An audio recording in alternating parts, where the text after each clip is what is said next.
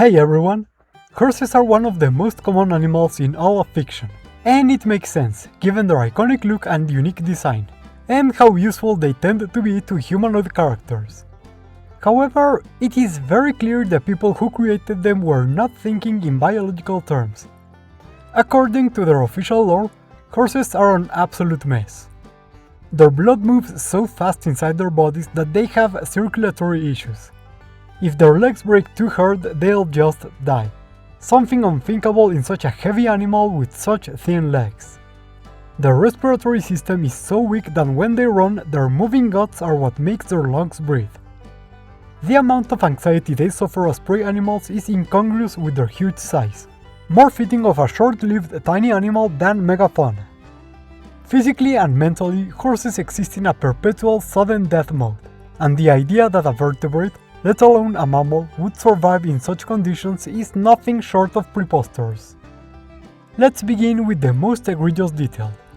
Huge bodies placed atop tiny legs that barely look like they can support them. If you ask me, it makes much more sense to look at it the other way around. Horses are, instead, floating sacks held down by their legs. Let me explain.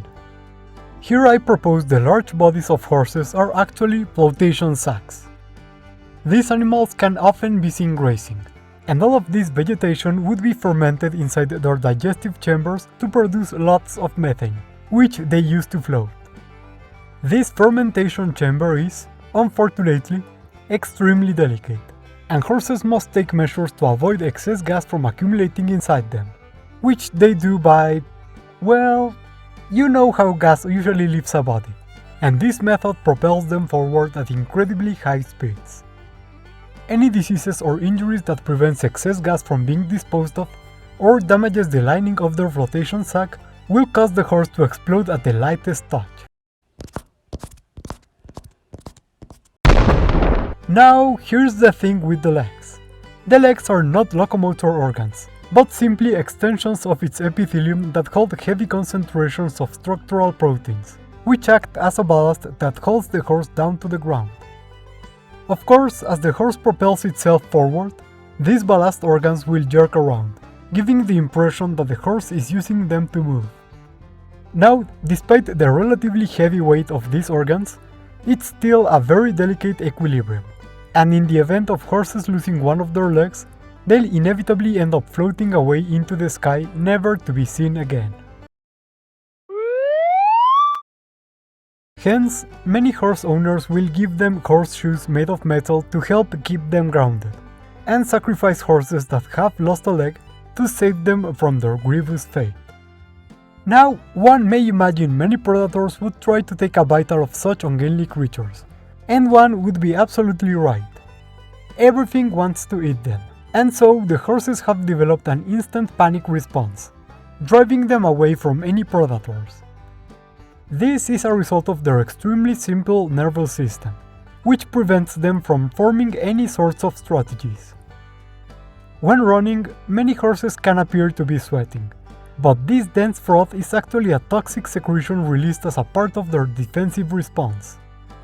When not initiating a panic response upon the presence of danger, horses will mostly repeat simple routines on a constant loop, and this fact made them prime for being domesticated by humans to be used in races and for work. This aspect has been particularly important in human-horse relations, as horses are naturally meant to be ridden. This process is aided by the formation of the saddle, a structure developed on their dorsal area as a response to the initiation of a symbiosis, which is when an animal gets on top of the horse.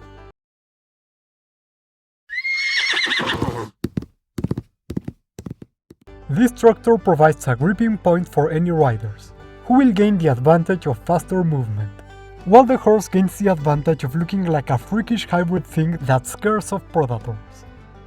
In order to help during this symbiosis, horses will secrete a very light toxin from their epidermis, which does not damage the rider, but simply produces a calming effect, which helps keep the rider relaxed while riding. In fact, many humans use horses for therapy, taking advantage of this calming toxin to help them get through anxiety. Still, physicians warned riding too many horses can lead to overhorsing.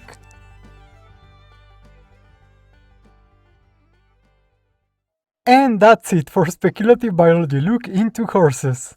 And wow, this was a doozy. So many people have asked me to reimagine horses, and I didn't really know why until I had a good look at them. Yep, their anatomy and physiology are so messed up that it's crazy that Tolkien, the first writer to be credited with the use of the word horse, wanted us to believe such animals could exist as such. So, the mix of fragility and large size made me immediately think of invertebrates, their lack of a supporting skeletal system making them much less stable as they increased in size.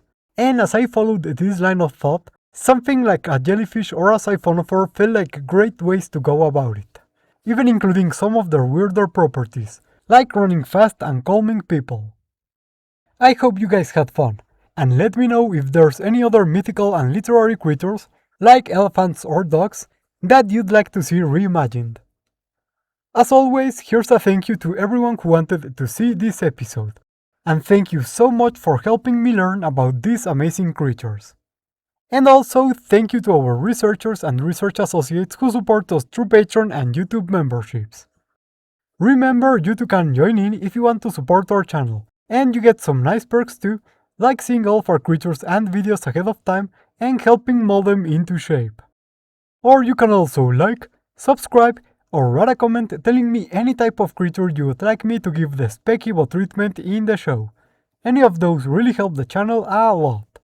Thank you all for watching, happy April Fools, and see you next time on the Speculative Wildlife Research Center.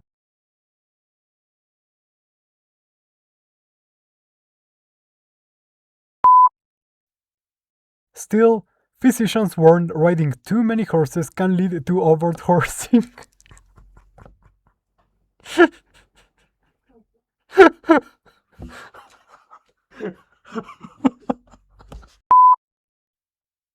Still, physicians warn that riding too many horses can lead to overhorsing. Still, physicians warn that riding too many horses can lead to overhorsing.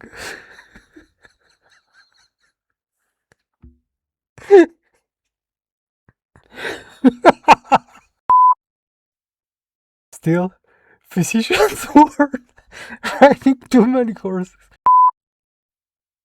Still,